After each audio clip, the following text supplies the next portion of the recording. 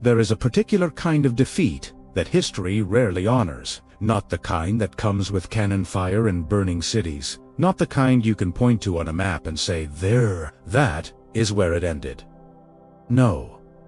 The defeat I want to talk to you about today happened in meeting rooms, in memos, in the quiet, suffocating space between ambition and incompetence. It happened inside a machine that looked, from the outside, like the most terrifying air force the world had ever seen, and was routing from within long before the first Allied bomb ever touched German soil. You've heard of the Luftwaffe.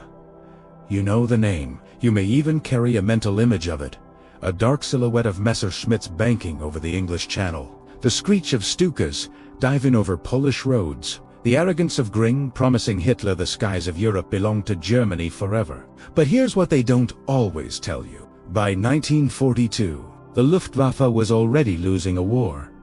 It didn't know it was fighting a war against its own leadership, its own doctrine, its own structural blindness, and the man most responsible for that destruction never flew a single combat mission. He sat behind a desk.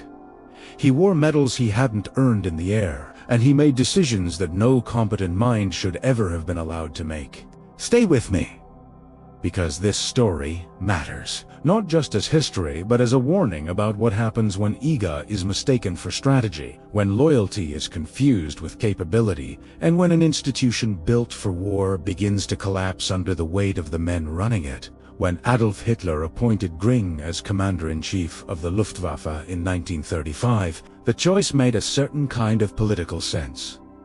Göring was a World War I ace. He had commanded the legendary Jagdgeschwader, won after the death of Manfred von Richthofen, the Red Baron himself. He was a war hero with a real record, a charismatic presence, and an unshakable loyalty to Hitler that the Führer prized above almost everything else. But the man who took command of the Luftwaffe in 1935 was not the same man who had climbed into a Fokker biplane in 1917.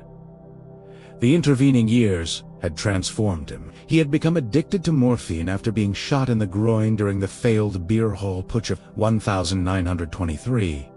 He had grown grotesquely obese. He had developed a taste for luxury so extreme that it bordered on parody 17 palatial estates, vast art collections looted from across occupied Europe, uniforms encrusted with decorations that would have embarrassed a medieval emperor. And underneath all of that, underneath the theater and the medals and the grandiose speeches, he had lost, or perhaps never fully possessed, the analytical discipline that command of a modern air force actually required.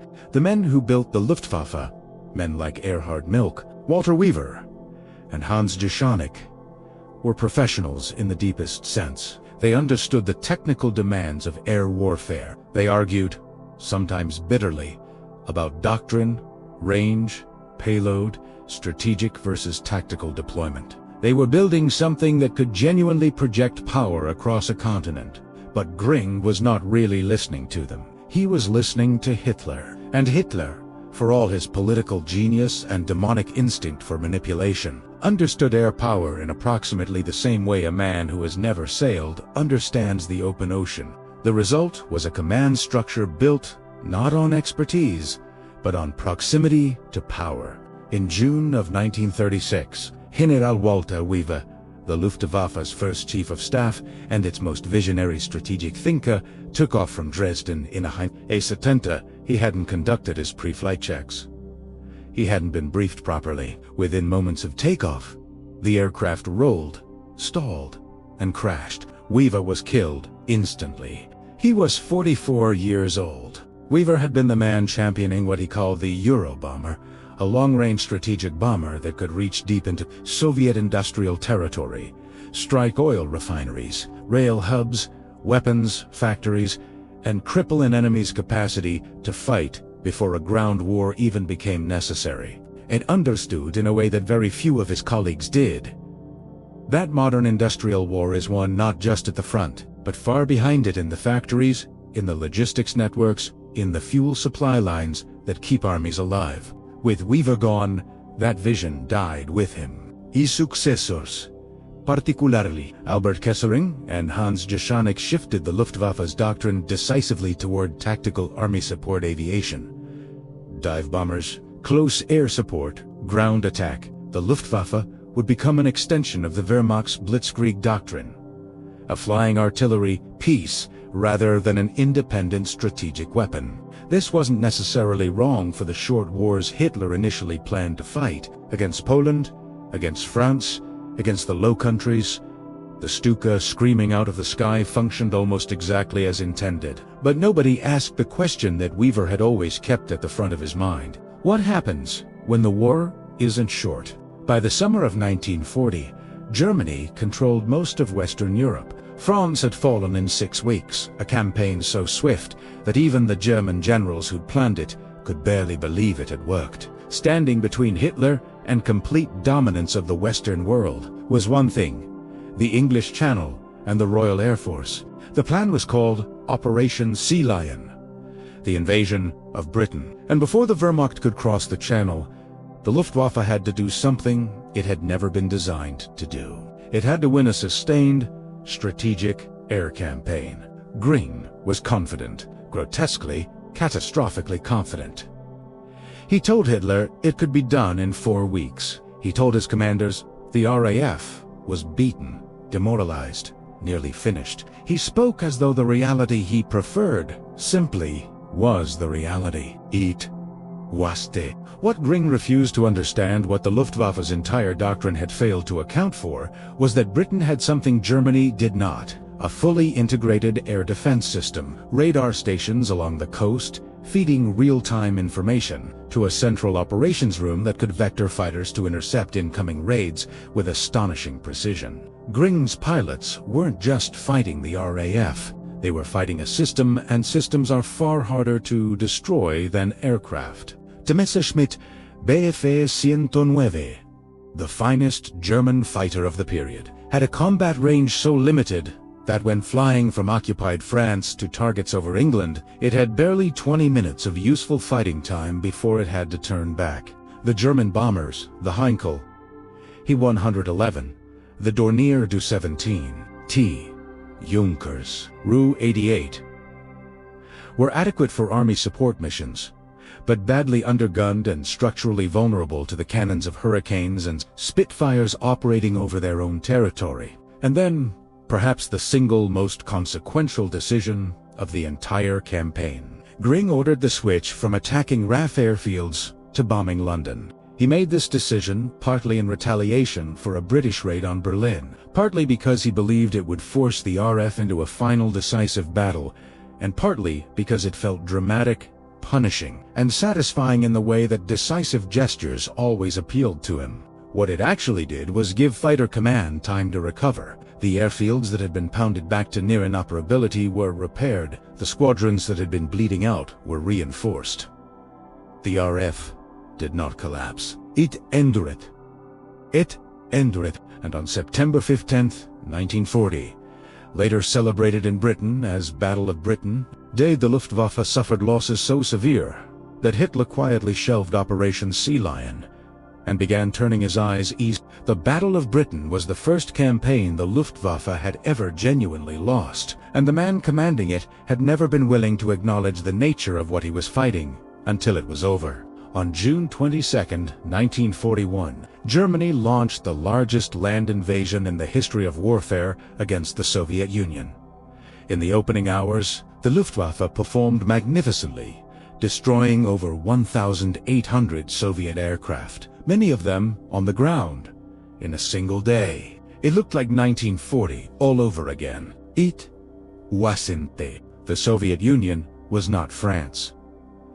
It was not Poland. It was not a compact, industrial nation that could be decapitated by a swift thrust at its center of gravity. It was vast, incomprehensibly vast.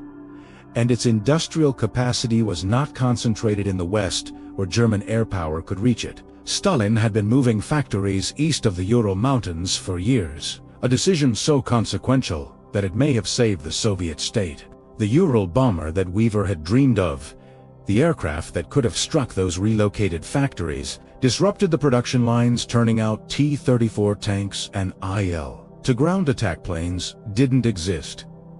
It had never been built. The doctrine that killed it was now killing German pilots in the skies over a country that refused to cooperate with the timetable Hitler had assigned it. Meanwhile, the losses were beginning to accumulate in ways that could not be sustained. The Luftwaffe had entered the war with approximately 4,000 aircraft and roughly 4,500 trained aircrew.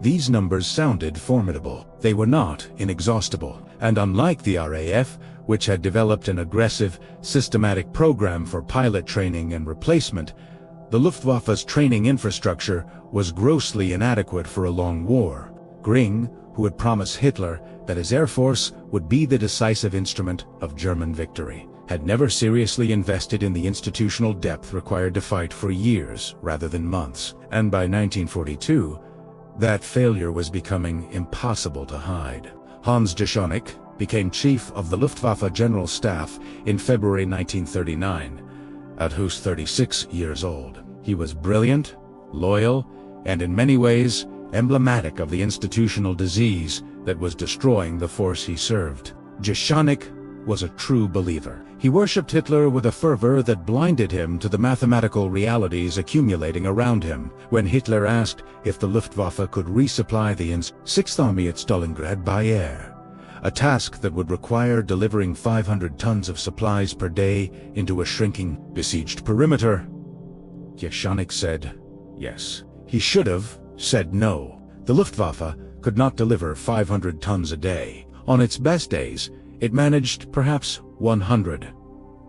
The Sixth Army starved, and General Friedrich Paulus, surrounded, frozen, and finally beaten, surrendered what remained of 300,000 men in February 1943, the worst military defeat in German history. The Stalingrad airlift was not simply a failure of logistics. It was the endpoint of a sequence of institutional failures stretching back years: the absence of strategic doctrine, the absence of long-range aircraft, the absence of a training pipeline capable of replacing losses, and the absence of leadership willing to tell Hitler what he needed to hear rather than what he wanted to. Jeschonnek, unable to endure the catastrophe and the blame, shot himself in his headquarters on August 18, 1943.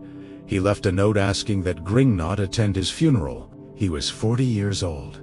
By the time the 8th Air Force and RAF Bomber Command began their sustained strategic campaign against German industry in 1943 and 1944, the Luftwaffe was already a fundamentally compromised institution. It was losing pilots faster than it could replace them. Its training program, finally expanded under desperate pressure, was producing pilots with less and less flying time, some going into combat with fewer than 100 hours in the cockpit, facing Allied veterans with 500 or more. The Messerschmitt Bf-109 and the Focke-Wulf FW-190 were still formidable aircraft. Individual German pilots, men like Erich Hartmann and Gerhard Barkhorn, continued to perform feats of airmanship that defied comprehension, but individual excellence cannot compensate for institutional failure at scale. You cannot win an air war with heroes if you don't have enough of them, and if the system meant to produce and sustain them has been broken for years. What the bombs did, and make no mistake, they did enormous damage, was accelerate and deepen a collapse that was already underway. The oil campaign of 1944, targeting synthetic fuel plants and refineries, was perhaps the single most effective Allied strategic decision of the war in Europe. Without aviation fuel, even the finest aircraft is a monument to potential. German pilots were being grounded not by enemy fire but by empty tanks. And through all of it, Göring, bloated, addicted, increasingly delusional, continued to tell Hitler what Hitler wanted to hear. He blamed his pilots for cowardice. He blamed the aircraft manufacturers for incompetence. He blamed everyone except the man who had commanded this force since its creation and had never, not once, demonstrated the strategic clarity that the moment required. Before you close this chapter of history, I want you to sit with something. The Luftwaffe had various moments in the war, some of the finest pilots, some of the finest engineers, and some of the finest aircraft designers in the world. The people at the bottom of this institution The men who climbed into cockpits every morning knowing the odds were, in many cases, extraordinary human beings doing extraordinary things under conditions of almost unbearable pressure. They deserved better. They deserved leadership that understood the difference between theater and strategy. They deserved a command structure built on expertise rather than loyalty. They deserved honest assessments of capability and limitation rather than the self-serving fantasies of a man whose greatest skill was surviving in the proximity of power. What destroyed the Luftwaffe was not, in the end, the Spitfire or the P-51 Mustang or the bombs falling on Schweinfurt and Regensburg and Ploiest. What destroyed it was the accumulation of decisions made in the years before those planes and those bombs arrived. Decisions rooted in ego, in doctrine frozen by the death of one visionary man, in a training program never built for endurance, in a command culture that rewarded agreement over accuracy. The Luftwaffe didn't lose the air war in 1944. It lost it in 1936, at a crash site in Dresden, when Walter Wever never walked away. It lost it every time. Göring looked at a subordinate who was telling him an uncomfortable truth and chose to dismiss him rather than listen. It lost it every time Hitler asked a question that deserved the answer no and received the answer yes. If you take nothing else from this story, take this. Institutions are not destroyed by their enemies first. They are weakened from within by the wrong people in the wrong positions, by the suppression of honest counsel, by the substitution of confidence for competence. The enemy just arrives to collect what was already broken. Before we get to the end, if this kind of history matters to you, if you believe that understanding the past is the only honest preparation for the present, subscribe. Leave a comment telling me which chapter of this war you want to explore next. The algorithm doesn't always show this channel to people who would value it most. Your engagement is what changes that.